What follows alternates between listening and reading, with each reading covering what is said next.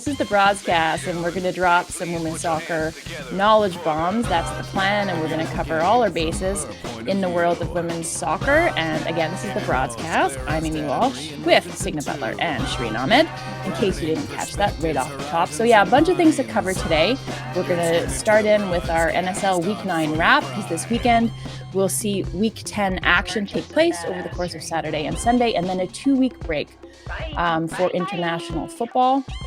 So go follow all of those national teams, including our own, and that's another topic that we're going to get into. So Pride match at BMO versus Costa Rica for women's national team on June 27th, and then they head to Gabby Carl's stomping grounds in DC against the women's national team, for the U.S. women's national team, and Emma Hayes on July 2nd, and a bunch of other little tidbits that we will get into. But we'll start right there. We'll start with NSL Week 9, so which seems like it was an eternity ago, and we have some favorite moments that we're going to get into. So instead of picking out maybe going through the results, which is a little bit ho-hum, we've done that. You probably know what they are already, so we'll get into Signa's favorite moment, Shireen's, and mine. But we'll get started here with, again, an aggregate of our best players from Week 9. So for those who are listening to this just on audio, you're missing out because you don't get to see our lovely faces, but I will just go through that really quickly. So starting at the back end, we've got Anna Karpenko from the Roses between the sticks. From right to left on the back line, we've got Grace Doherty from the Calgary Wild. We've got Addie Wickers from Halifax. We've got Jaleesa Harris from Ottawa, same with Chu to her left. And the midfield three are Nikki Small and Emma Regan from AFC Toronto, Gunny Jonsdottir from the Halifax Tides. And then the front line are Latifa Abdu, Tanya Boychuk from the Montreal Roses, and Mariah Lee from the Vancouver Rise rounds us out. So maybe, Sigs, do you want to start us off here with maybe a couple of players that really made their mark for you in Week 9? Okay, so I mean, I had the opportunity to call the Calgary AFC Toronto match this week. So, I mean, we're going to talk about Nikki Small a lot. So I just want to make a quick mention of her because I think she's going to be a topic of conversation in the BroadsCast today. But just to see her take control and just be rewarded for all of the hard work that she does with, a brace was excellent. A second straight mag goal as well, which was pretty special. Yeah, she 2 games in a row, she scored a mag goal on the keeper. So that was cool. I think Mariah Lee for the Vancouver Rise, I really love her in that central role up front. I think she's really coming into her own. A couple header goals for her, as opposed to maybe playing that wide position. I just felt she wasn't, utilized in the right way. But I agree with you. There. And Addie Wickers, underrated, first time in our starting 11, I believe. But she's played 90 minutes game in and game out, 7 straight games for the Tides, and was essential in organizing their back line in that victory over Ottawa. So those are the ones I wanted to point out. Yeah, and actually I'll shout out as well because I was on coverage of that game, their first ever win. You were there in person. We'll loop back to that. 100%. The two of you actually, proud East Coasters, and I think I am kind of by default because my sister-in-law, Mary Beth Boy, and my brother and my nieces live out there, so I like to consider myself an honorary East Coaster. But what a second half by the Tides, and that solidity in pushing forward but being well organized was that center back pairing with Sarah Olai and Addie Wickers. So why don't you go ahead, Shireen? You want me to pull the 11 back up again? Yeah, I would. I love that. I actually had a theory that Signa is the magic sauce for the Tides. I was elated. The Siggy sauce. And I was elated for the win for the Tides. I think, it's been a slow start. There's been some bumps, but really and also for Gunny to get that was fantastic. It was not just the angle, it was the intensity. And, we love that underdog story. And honestly, the Tides in their community celebrated like they had won the championship. And it was a raining day in Halifax. Just going to run this through here. This is the goal that we're seeing. Incredible foresight, looking. And then that, that is, it's just the way it was done. Like, listen, it wasn't even just a screamer. It was like just the shot, the tenacity, the willingness to just give it a fucking go and smash it in there. And it was, I don't think I've screamed this year while watching, and I screamed. I was looking for Sig in the stands, but I was really happy to get this. It was fun and it was uplifting, and we need a lot of radical joy in the world right now. So it was something really, really beautiful. In terms, like, I couldn't have a starting 11 without having Gunny on it up, because I do agree about Wickers about that. I was, in the last couple of weeks, I've really been thinking about the Rapid and how they are slow and steady winning, you know, sort of this idea of a hare and a tortoise and what that looks like, and what the season, which is quite long, looks like. Just a second. Do you just combine a turtle and a tortoise and call it a tortoise? Did I call it a tortoise? I think you maybe made up like a hybrid animal.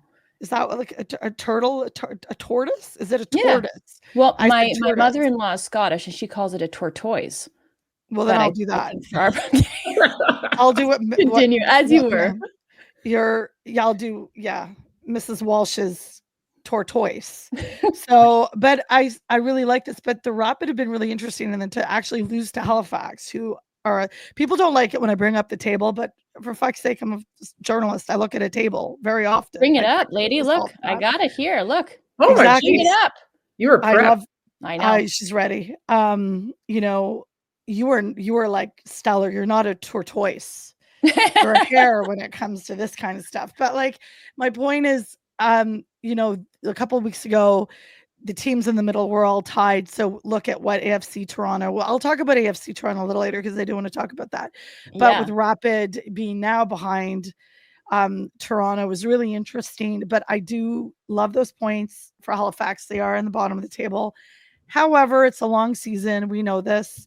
And I think it's important. And I know that I was covering an AFC match a couple of weeks ago, and I asked Coach Marco about it. He's like, look, we don't pay attention to the table. It's a long season. And I'm like, okay, you can keep telling yourself that.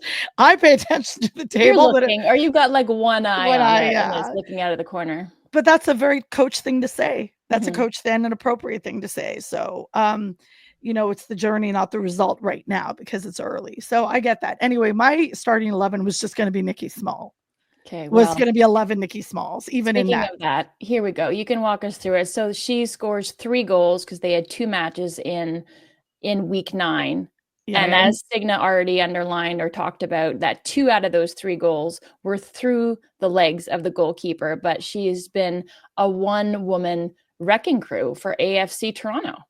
And that wasn't her only hattie that week, though. I think there was another hat trick as well, because like those were fun, and to keep track of how many hat tricks, because I haven't been that touch right there. Like, we're gonna have to see that again. That little, I mean, I like to say it, Jess Lacey likes to say it. That was a cheeky little touch there. Cheeky. Wasn't it? Cheeky little touch. And I do appreciate part of what Small does, and what's really interesting, if you also look at the stats on the NSL. You look at the stats on the NSL table, Nikki Smalls also has the most tackles in the league right now. She's top of the table of that. So I like looking at stats. I think about stats in terms of things. And so my point is, she's unafraid. She's unafraid to go in there and have that vigor and have that intensity, which I think is really, really necessary. And it's proving to be effective. So I do love all of that. So I will defer to Sig Sauce's, starting 11 and Amy's. I do agree with it. I think this was mentioned somewhere. I couldn't decide on a keeper. There was no standout performances per se. No clean sheet. No clean sheets. No clean sheet. So that kind of, like, I defer to clean sheets very often. So we didn't see any of those, but I think, not every week is going to be the same. And I love the fact that it's not a linear journey. I think this is what good soccer is supposed to be. Yep. And I will bring up this table one more time, or standings for you North American sports people, right? We know we're talking about the same thing, whether it's the table or it's standings, but it should be noted. So the Tides pick up their first win. So they're sitting at 4 points. They're at the bottom of the table, but they're only on 7 matches played. Whereas the Montreal Roses, who are at the top of the table with AFC Toronto nipping at their heels with 16 points, the Roses have 17. They are both on 9 matches played. So, I mean, there's a lot of ground that can still be made up by, I think, the Halifax Tides in particular. Absolutely. And I had a chance to talk to Lewis Page after the match, after that match against Ottawa, and of course the entire team was elated for that victory. But he said, like they felt that they were unlucky in a couple matches this year, and I think about that game against the Rise when they really dominated in the first half, should have probably put away maybe 2, maybe even 3 goals. Just coming up a little bit short, but I think, Amy, to your point, they're playing a lot tighter. They're tougher to play against. And if they move together as a unit, you never know what you can, how many points you can pick up. So. Yeah. And I also think Katrina Peterson even mentioned that she felt like the Tides had been hard done by a lot of results, either nipped just at the end, or like been in games and just not gotten the result. And then she was forced to heavily rotate in that match. You had Desi Scott, who was unavailable. You also had Ellen Gibson, who had picked up a knock. So like those two in the middle of the park, even though I think out of all of the teams in this league might have the most impressive depth, I think that was a big blow to them, even though it was sort of self-imposed that she was going to go out and she was going to play that match on the Tuesday. And then you had the match on the Saturday that you were maybe looking ahead to, not looking past the Tides, but acknowledging that you had to rotate, you had to test some other players. But I think it was a big void to fill without Scott and Gibson in the middle of the park. Mm-hmm. Yeah, I think Chu played a bit of midfield that game, didn't she? Right? Yeah, you saw their versatility for sure, and that's another player who gets the nod for South Korea for this upcoming international break. So we'll get into that a little bit more, but maybe this is a good segue into your favorite moment of the week, and we'll start with you, Sigs, because I did say you were at that match, and I have to say on the call, it was all the drama at the end with Norcas clearing a ball off the line. So we talked about goalkeepers like Aaron McLeod. For me, Karpenko gets the nod in between the sticks, but Aaron McLeod had a very, very strong performance for the Tides, keeping them in that. Right before they took that corner kick, looking to tie the match for the Ottawa Rapid, was just Jocelyn hanging out in behind the corner. And I was on the call with Matt Cullen, and I was like, I can't not say anything, but I didn't want to get in Matt's way on the corner kick. So I was just like, and there's Jocelyn in behind the corner kick taker. But I was just like, I can't not say anything. Anyway, but that sets up your moment, Sig. So you were there taking it all in person. Yeah, so I was there. This was an impromptu, like when the group chat gets together and goes on the pitch. So I was there with 6 former teammates of mine, a couple birthdays, some significant ones this year, the 5-0 for a few of us, and yours coming up. Yeah, mine's coming up, and we decided to go to this match. And of course, and we know the Tides have not had a game where it's been fair weather this season. Like the fans are coming out when it's raining, it's misting, it's a little chilly. They're there. And it was exactly like that when we went. We had layers, we had rain jackets on, we looked ridiculous. And we were standing in, I don't know what they call it. It's like a deck behind the goal where the Tide scored both of their goals. But it's like a deck, like a viewing deck almost. And there was people were like, when those goals happened, they were stomping, like the deck was shaking, like it was awesome. And it's misting down and you're freezing cold, but you don't care because it's just a great atmosphere. And I listened to the call afterwards, and Matt absolutely nailed it when he said, he's like, the rain's coming down. It's the fans they want something they can, like he just set it up so perfectly. And I was like, that's exactly what it felt like there, and just the elation with the fans. And it was really fun to watch that, just because I've just watched a little bit of their journey this year. And yeah, so that was my moment. That was my moment of the week. Did you have one, Shireen? Have you had a chance to take in a game yet? You haven't, have you? No, I have. I went to a couple of AFC. They've all been AFC. I went to the one. Sorry, the Tides specifically. Oh, the Tides. No, I haven't seen the Tides play yet. In fact, I'm on the East Coast right now, and because I can't read a schedule, I had planned to come out to PEI and then drive in to Halifax, as one would easily do, and then get media accreditation, because I would just love to do that, and then shoot my shot at trying to talk to Jocelyn. But Jocelyn and but I can't read the schedule, and the Tides are in Toronto this weekend while I'm here. I told Sigs this in the office the other day, and she was like, yeah, never. It's Murphy's Law. Like, yeah. Lord Thunderin. Lord Thunderin Jesus. Jesus Murphy. Maybe Jesus that's Murphy. what Jesse Mars said to CONCACAF that got him into trouble. Do you Got think? him into trouble. You think he said I Jesus know. Murphy? It's a very Lord East Coast Thunderin. thing. Lord Jesus Thunderin. Murphy. Jesus Murphy. So You'll anyway, get I'm happy there, to be Shireen. here. You're gonna get there. We'll get there. I'll get there. And I think there's a reason. I love Halifax, and any excuse to go is always a good reason. But going to see them play, I mean, for that reason, I was actually really excited that Sig was there. That was a huge moment. I love Signa Butler, and I think that her being there was just so poetic. It was like for me, it's like Quinny getting the first goal of the league. Sigs being there at the first for me. Yeah, right. That Don't It's put so much weight on But that. it's 100% the narrative, because it's also the fact that it was Gunny who got the winner. Scored. And like you were there in a specific purpose. You weren't there working. You were there to also No, I take was it there just to take in the game and Taking the be game with my and friends, my old teammates. And Imagine you're hometown. standing next to Signa and she's doing play-by-play quietly under her breath as she's watching the game. yeah. So My I'm really friends- my friends happy. are like, can you do play-by-play? And I'm like, no, I'm on a day off.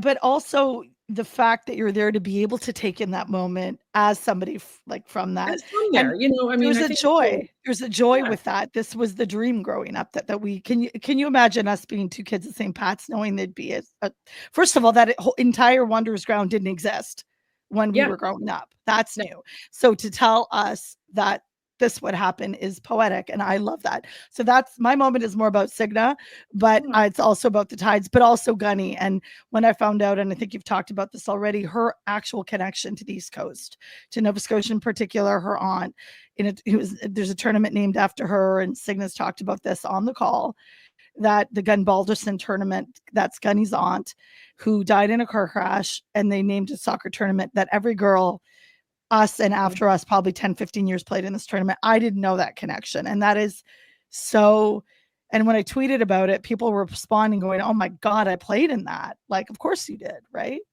So yeah, all of that, all of the things.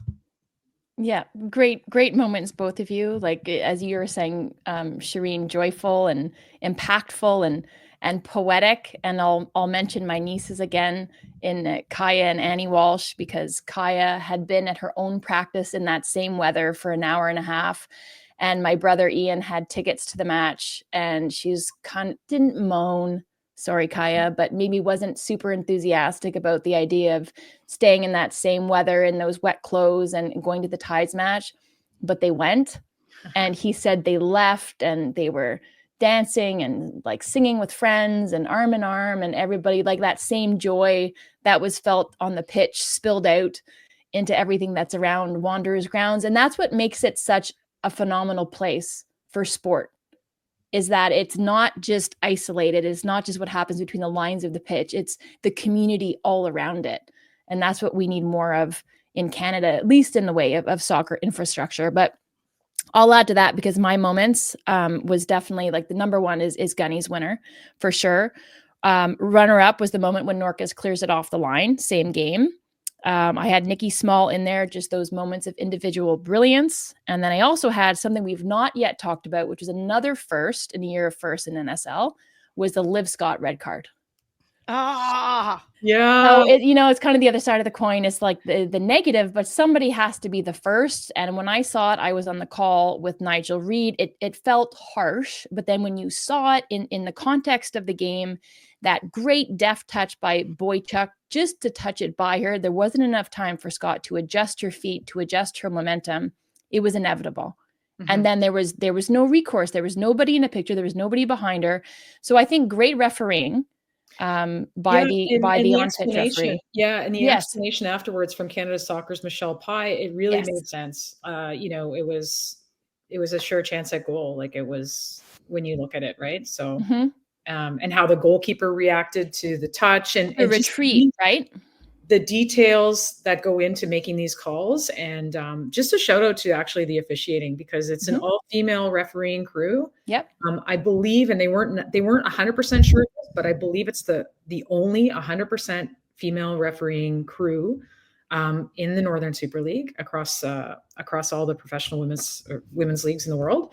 So I think that that's a really significant thing. And the amount of development that they're putting into the officiating and going over games and evaluating them after every game and giving them feedback, I think is phenomenal. So just a little shout out there. Just if you're wondering what's going on behind the scenes, like I was absolutely impressed by how much training and just effort is being put into the refereeing. Sorry to interrupt, Amy. That was a tangent. No. It's so important, I think, to mention, to give people the full context and how much work they put in off the pitch, as you were saying. Like, it's not just the 90 plus stoppage time minutes that they're on the field calling the games, whether you're the assistant referee or the center referee or the fourth official. It's everything that they put into their own craft when you don't see them. Mm-hmm. Right. Really important. I think Katrina Peterson might have something to say about it, and her assistant as well, because it's that pendulum swing where you see the foul, they're the far dugout, and the camera goes to Peterson and her technical staff, and they're up in arms because they see the referee go to her book, and you're thinking yellow, mm-hmm. right? And they're protesting. They obviously have a lot to say about it. And then what I really appreciated from the referee is not only the call, because it ends up being right, you get the explanation from Michelle Pye, but is the thoughtfulness, and it wasn't rash. She took her time, and I think that she even consulted the assistant referee. They did. Yeah. They did consult, and then the right call was made. So much appreciation for that. And you never want to see a player get sent off, but for a player, and that's why Harris, to go back to this, I don't know if this is in our preamble before I press record or I actually mentioned it, but if I pull this graphic back up again, I think Michaela Moore had a very strong performance for the Calgary Wild. She makes the bench this week. It's unofficial. It's maybe a larger bench than you would travel with, but lots of players to mention. But I gave Jalisa Harris the nod there next to Addie Wickers, because I think once Liv Scott went off, Susanna Holland comes in, does very well, but that's an adjustment I think that not only Peterson has to make, but Harris also has to make. Yeah. And she was very, very strong after the fact. And Liv Scott, like, if you've been watching the BroadsCast, she's consistently in our starting 11. Like, mm-hmm. She is one of the top young players in the league this year. So it's an unfortunate thing. She has to miss a game as well for the 1 game suspension. So that hurts Ottawa, like it's she's a clear cut sort of starting 11 person. Yep. I think what Kate and I, we referred to it in our pregame on the weekend as the core four. This kind of sounds like it sounds like a kind of Marvel or like comic book universe-ish, where they've got... So yeah, all the meme people out there can start putting like superhero capes and... Yeah, because it's that, they really limit that central penetration when you've got Scott, Harris, and then you've got Gibson and Desi Scott sitting in front of them. So mm-hmm. that to me is the foundation that team is built upon. So then you have one player who's not there, or in that loss versus the Tides, you don't have those two defensive midfielders. It makes a really big difference. But shout out to Liv Scott, because Signa, you said, I don't know whether it was at that match at Wanderers grounds or when you guys had a conversation previously, she is a fan of the BroadsCast. She's a fan of the BroadsCast. She told me. So Liv Scott, shout out to you, seriously, on a great season so far. And Scott, you're welcome to come on whenever you like. One of the things that's really important about this too is that I think the manner in which I agree, the commentary from Michelle from Canada Soccer is really important. The technical understanding and explanation is also really important as the league builds, to help community and fans and players and everybody adjacent understand how seriously it's being taken and how these aren't flippant reactions. These are very serious, and the development of the officials is also something, Sigwin, you mentioned, because I remember almost writing a story about how in Ontario, there's so few young women being developed as officials. 2 years ago, they had an event at BMO before a match to try to entice people to come out because the numbers are really low. I have 2 nieces that were part of that program. And for those of us, I wasn't a good ref. I remember in Halifax at the time, John Bassett was the head of Soccer Nova Scotia referees division. He called me on. My older brother was really great at reffing and leaving ref. Like, Coolman's a great ref. Yeah, like I'm terrible. I was refereeing under 10. I gave out 3 red cards, and John's like, Shireen, here's your $10. You gave us 3 red cards? You were being little assholes. I'm like, what do you mean? The parents were yelling at me. I'm like, get off my field. So Sig, it was behind St. Agnes that I was refereeing the little fields, the mini fields. Shireen, that's like mini soccer. I was like, I'm not taking this shit. I'm not good at. I'm clearly not made to be an adjudicator. Okay, I'm not. So I was like, so John Bassett, bless him, he was like, Shireen, thank you for trying out. I don't think this is for you. So my brother was like, oh, I'm so embarrassed to give it because it's good. It's good money. It's a great part-time job. You get to get out there. And like, I think there's something to be said about growing the role of officials and having women, and there's possibility for advancement at the youth sport, League One. There's so many opportunities. It's a fantastic opportunity to be involved. Not everyone's going to be a player. Some people are going to be officials. And this is a way to broaden and strengthen the women's game as well by being in there. And I remember last time, I remember specifically with the Men's World Cup in 2022, Canada sent a couple of women officials, and it was a really big deal in Australia. It wasn't Qatar, it was Australia. And that's a really big achievement. Like, you can do this. So anyone listening out there, you know, if you're a BroadsCast fan, get in touch with, you know, your provincial soccer body. They'll accredit you. You can take level 1. I did have level 1. I'll just say that. And then never got to level 2. Never made it there. But there's some great intel into. I was terrible. Into who you are. Yes. I also refereed micro soccer, and I was also terrible. I didn't award 3 red cards and send 3 kids off, but it was not for me. So it was tons of respect for the people who do it, because it's a tough job, and there are very few young women and young men who are involved because of the climate around youth sports. And it's not a friendly climate if you're going to be a referee. But that's part of growing our ecosystem. I 100% agree to what you're saying, Shireen. So important. Okay, let's shift gears slightly, staying with NSL, but news that dropped this morning is Shaina Ashuri, who has been a nailed-on starter for AFC Toronto. It was announced by the club that she's departed by mutual consent. So she's made 9 appearances starting each match, and I thought that it was interesting, this quote by Billy Wilson. He said, "Well, we're sad to see her go. Some things are bigger than football. We fully respect her decision to be closer to her support network and wish her nothing but success." So I wanted to hear both of your reactions to this. So again, this is part of an inaugural year. There are going to be surprises. There are going to be firsts, but this took me by surprise, Sigs. How about you? Took me by surprise because I think Ashuri has been one of the leaders for AFC Toronto. They've had a lot of injuries up front in particular this season, as we know about, but starting every single game, really solidifying that right side. Like, I think it's a big loss.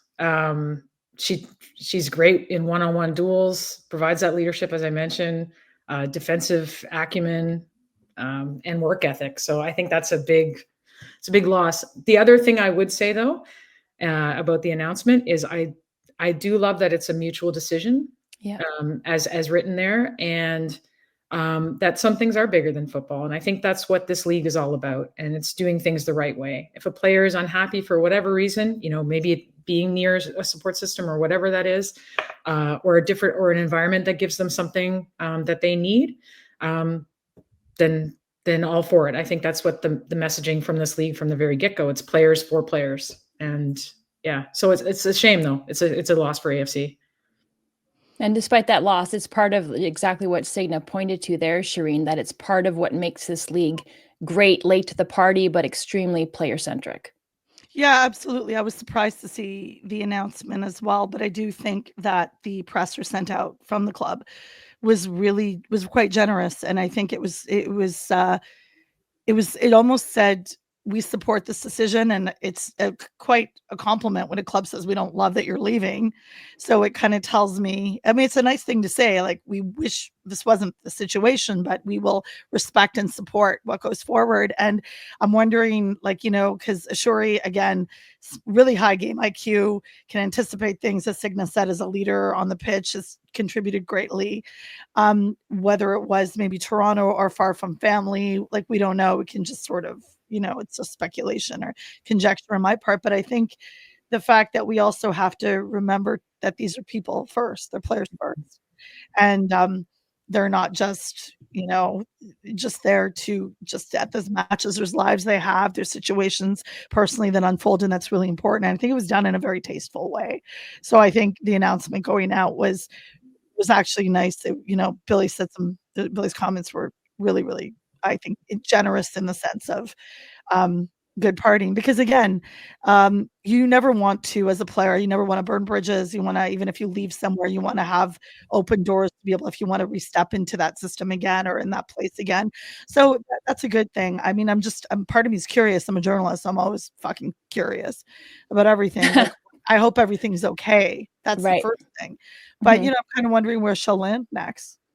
Yeah, me too. I think yes, I'm happy. I'm pleased with the way that it all went off, the way that it was communicated seems to have been done in the right way. But this is a series of blows that AFC Toronto have been dealt, right? You've got the Amanda West ACL. You've got Leah Pace, Sonia Walk put on season-ending injury. And this is an international spot now. That an international player that they've now lost, and a seasoned, experienced player. So in the way of leadership, I mean, obviously they're in good stead with the likes of Emma Regan, Victoria Pickett, and tons of other players who can step up there to fill that void. But it'll be interesting to see if summer transfer window here, if Billy Wilson pulls the trigger on some players and maybe they surprise and make a really important and impactful addition. Yeah. And Maya Jones still being out with injury. I wonder how close she is. Yes, thanks. Yeah, good show. I think that they've been very active. Billy's talking to him in the off season. I think they're a very active team in terms of recruitment. So I wouldn't be surprised if they tackle that window. Yep. Okay, and while speaking of windows, that's a good enough segue to talk about our women's national team roster drop for the two games that I mentioned earlier, June 27th Pride match at BMO, and then DC versus the US on July 2nd. So in the way of injuries, there are still these long-term injuries that the national team and these players themselves for Canada have been dealing with. So that's Kadisha Buchanan, Sydney Collins, Chloe Lacasse, Jade Revere, ankle injury that she suffered, and hopefully Casey Stoney was saying she'll be good to go for Manchester United and getting their preseason going.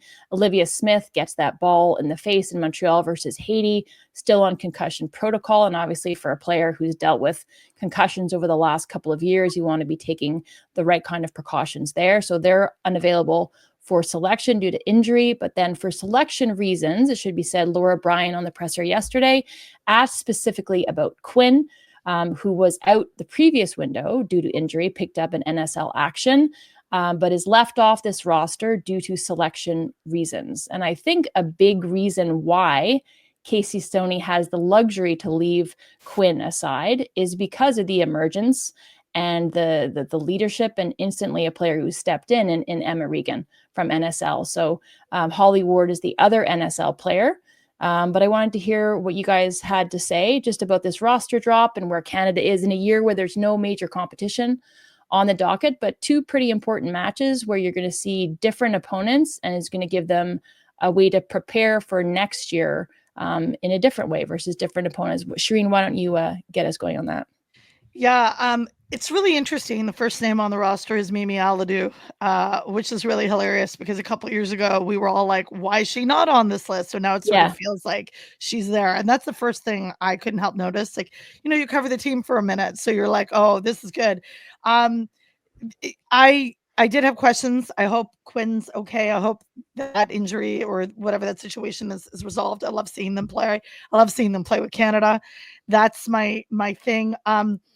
Also really interested in the back line. I'm always interested in the back line, like seeing some new faces back there. What else? I need to see the roster again. That's why I'm babbling at the moment. Give me a second. I need to look at it because let's be honest, I'm perimenopausal and my butt brain has to buffer. So I'm going to be really honest. And I studied it. I looked at it before, right? I looked at it several times before we just started.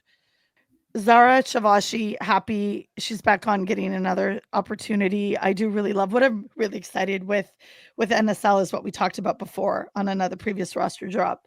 or you talked about on BroadsCast, was the opportunity to showcase players in a particular way. There's some that should be at the forefront. We talked about Nikki Small, should be visible, played within the youth program, the national program. So I love seeing the progress and seeing that, because that's actually part of what the NSL is supposed to do, help foster homegrown talent to be able to represent Canada at the highest level. So I'm excited about that. Annabelle Chukwu is excited. I'm excited about to see as well. That's also huge. It's huge. Fantastic performance under 20. We're like huge.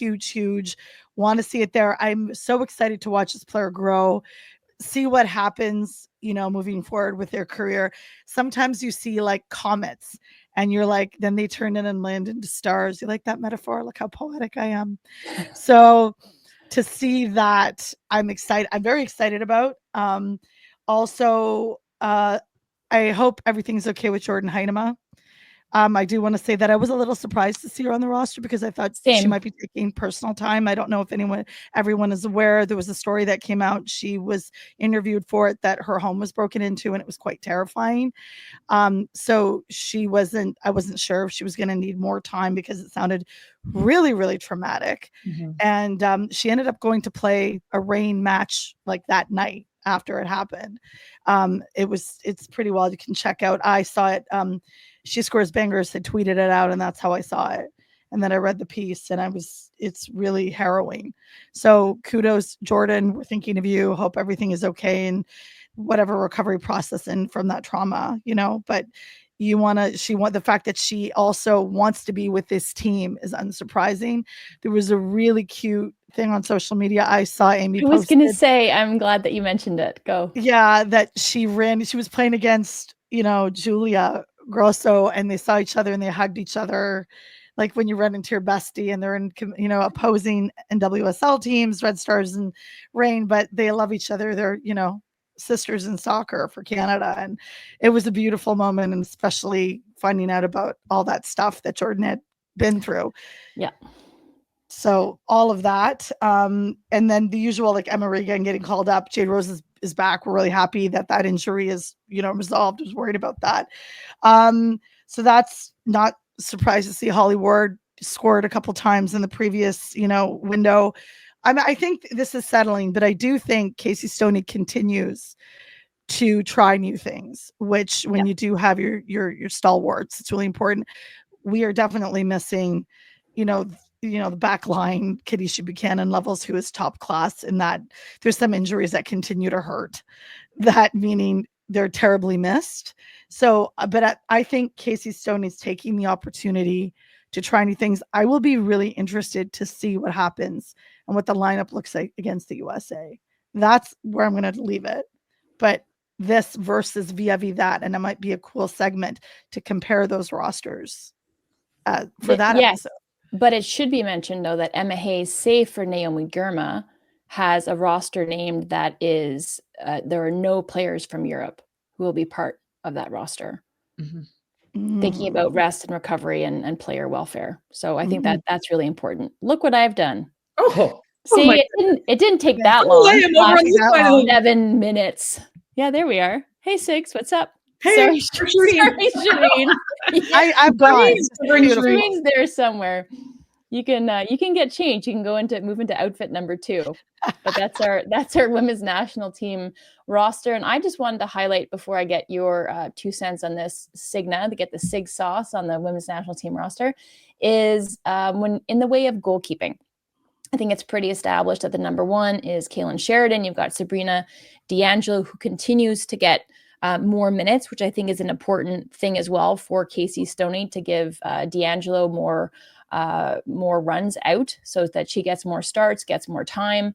But Lisiane Proulx, as much as I enjoy Lisiane Proulx, I think that Anna Karpenko coming up here soon should get a look in. And then also for NSL players, I think it's worth it to bring up Tanya Boychuk, who had been called into national team camps in the past. But then she also had eligibility for Ukraine, and then gets called in to this window to represent the Ukraine. So I think that's a big loss. I think it's for Canada. Loss. Yeah, I think it's a loss. The physical profile that she brings up front, it's different than. I think she has a slightly different profile up front than the rest of the strikers. And we haven't seen her potential yet. No, I don't think we have either. I think we were close before she had that injury where she missed out on a couple of matches. And I really did think, and it was Latifa Abdu, and I think we haven't talked about Abdu yet, but her performance in that matchup that I called, it was the 2-1 victory over Ottawa when they lost Liv Scott. There was good tactical adjustments at halftime by Peterson, good pushback from Ottawa, even though they were a player down. But that's the most complete game that I've seen Latifa Abdu play. But when she got named to Casey Stoney's roster for the Haiti series, I really and truly, if I'd had to place a bet on NSL players who were going to get named to Canada, like Holly Ward for sure was going to be in there, Emma Regan, always going to be. She's basically, I think, cemented herself in Casey Stoney's starting 11. But I thought it was going to be Tanya Boychuk because she was just on a tear. And it's the physical attributes, it's the verticality, it's the aggressiveness, and it's just, I dare you to stop me. Yeah. The way that there's a bit of Kaylee Hunter as well. And that's another name too, that I wouldn't be surprised before the end of the year, gets a shout or gets a run out for Casey Stoney's senior women's national team. Yeah. I have a question about that. Yeah. So if Boychuk is playing for Ukraine, it could be a paperwork issue. Like I have a kid that plays international also. She may not be eligible to be called up for Canada because there's a process if she's called up for Ukraine. Things have to be put in line. So maybe she wasn't eligible for Canada or something like that. Like maybe it wasn't. Do you know what I'm saying? That's a possibility we haven't explored. It could be, you think, even though she had previously been called in but not featured? Yeah, I think the paperwork for playing internationally, if you live abroad, is really intense depending on the country, particularly getting the paperwork processed from the Ukraine when the country's suffering instability is also something to think about. So is it possible? What couldn't happen this time. It doesn't mean it's impossible. It just means that maybe this time, and honestly, getting minutes and getting on the pitch is something that a player is going to look for. And that's one of the reasons some players who don't like, within the Canadian system, there's so many players that play abroad, that play for Jamaica, play, internationally. So it's possible that, getting those minutes on the pitch and getting that time is a consideration, is all I'm saying as well. Mm-hmm. Yeah. Are there any other players? I want to give you a chance, Signa, to weigh in. When you look at that roster and you think of NSL and the players that maybe we've already mentioned or maybe haven't, that you see maybe getting an opportunity.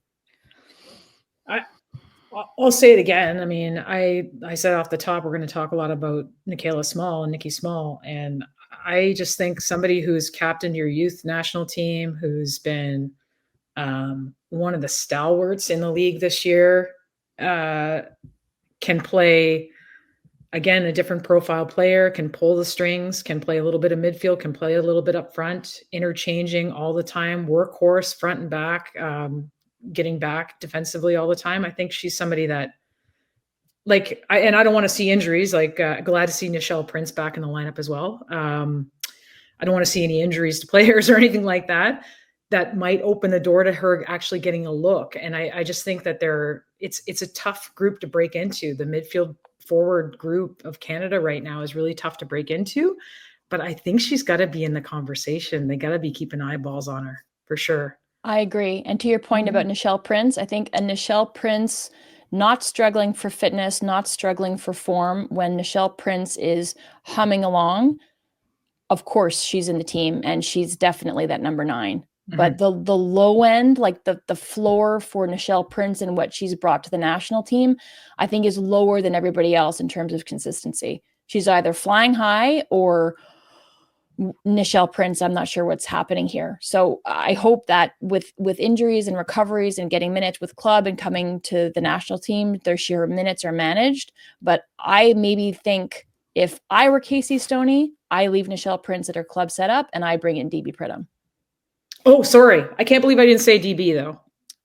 Oh, no. Only because I think anything. No, because I think we talked about DB before because I'm sorry, just the way she scores goals, it is whether it's with her head, slide tackling, putting body on the line, having a crack at it. It's just she's running away with the golden boot right now. And yeah, she's got the dual citizenship, I know, let's go. Swoop in. Pridham has 3 right now on the table has most shots on target, most shots per. Like she is really like taking charge in a very particular way. So I agree with this as well. I definitely agree. Maybe argument against DB and not argument against. It's just that what she's up against is the profile of player that she's up against. And that is, I think you agree, you brought this up, Amy, in a previous call, that it's almost like an Evelyn Viang. Or maybe it was AC. I can't remember, Laura. I can't remember who was on that we talked. It was with AC that I think it was AC that brought up the fact, or she asked us all if we thought Pridham might get called in. And I don't know, man. She's putting the case for herself. That's for sure.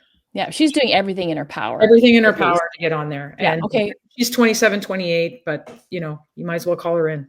But I agree though. TikTok, like, just like Annabelle Chukwu, like, multiple opportunities. Yeah. Let's get her cap tied, please, because that is a player for the future. Talking about Chukwu, but looking at Pridham as well, like I think could offer something to our women's national team. So just to end here, I'll let you take the lead here, Shireen, and maybe you chime, Sigs, if you can. Jade Rose to Manchester City. There had to have been tons of suitors for this player. Speaking of massive ceilings, I don't think that we've started even seeing what she's capable of on the international stage. And this is her first club signing, and she goes to Man City. Yeah, she has a very unimpressive resume, Harvard captaining, like very unimpressive, World Cup under her belt already, like just impressive across the front, really thoughtful, sensitive, incredible leader. Her teammates speak the world of her university, her NCAA teammates. I have to admit, I was a little surprised. Man City is a storied team in terms of women for sure. However, as Sig mentioned in a previous convo, they're in between managers. So I'm just wondering what the draw was for her there. Also, there's some sociological things that, I always like to keep an eye on. Man City dealt with a lot of criticism after Bunny Shaw had to deal with huge amounts of racial abuse hurled at her, to which nobody fucking seemed to know what to do, including her teammates, which for me, your teammates are there to cover you and shelter you in a particular way, even if they don't understand and can't relate to that particular type of incident, to just support you in whatever way they can. And that was missing. And I can't imagine how isolated Bunny Shaw felt, and as someone who is a Black player, it's something that Jade, I'm sure, takes into consideration every day, right? Like, what will that look like? I'm wondering, the salary must have been nice and all the opportunities are nice. It's wonderful. Manchester's an incredible city to play football in, period. But I have to wonder about those things. And I hope that my first hope is for her as a player, mentally, psychologically, socially. I hope she gets the support she needs to thrive, because I agree with you. This one, I didn't think wouldn't see another Kadisha Buchanan, to be honest. I was like, Canada's back is storied in its defenders, right? She's carrying that legacy forward even more. I'm excited to watch her. She's smart. She hustles, she grinds. Like, that player is just, I'm almost out of words. I think the world of her. I think she's, So, and Sigs, what a day in, day out professional setup could do to vault her into another stratosphere. And she does all the things that Shireen said with this calmness that just does not fit into a 20 or 21-year-old body. Like, it just, that's always amazed me from the time she's been on the national team. It's a team that missed the top 3 last year in the WSL. So they have a lot to prove. And I think that, bringing in one of the brightest, if not the brightest center back in the world, that's probably bodes well for the future of the club. But I worry about the instability with the management right now. Yep, for sure. But we'll keep an eye on that and WSL action. And listen, I'm not a huge Man City fan. I'm a Liverpool gal. So happy to see Olivia Smith, who, as mentioned, is out injured for this window, still dealing with concussion issues, but gets nominated and add that to the litany of awards that she has on her resume from her first pro year at Liverpool. She's nominated for the Young Player of the Year in the WSL. So we'll keep an eye on that, but we'll also be following Jade Rose at Man City and her exponential growth and development. So that we are at a time. I always say we're not going to get close to people's heart outs, but here we are again, a few minutes past 2, and we've talked for quite a long time, but I've enjoyed it. We hope you've enjoyed it, listener and viewer. And until next time, keep broadening your horizons, and we'll be back with a Week 10 wrap. And then NSL gets back on July 7th. So maybe a couple of chats about our women's national team and how they're doing and what's happening in the world of women's football. But thank you to you both, as always, Sigs and Shireen. It's always a treat. And So glad to be here. Yeah. Thank you for having us. We love Cheers, everybody. Love you guys. Bye. Thanks, Shireen. Bye. Bye.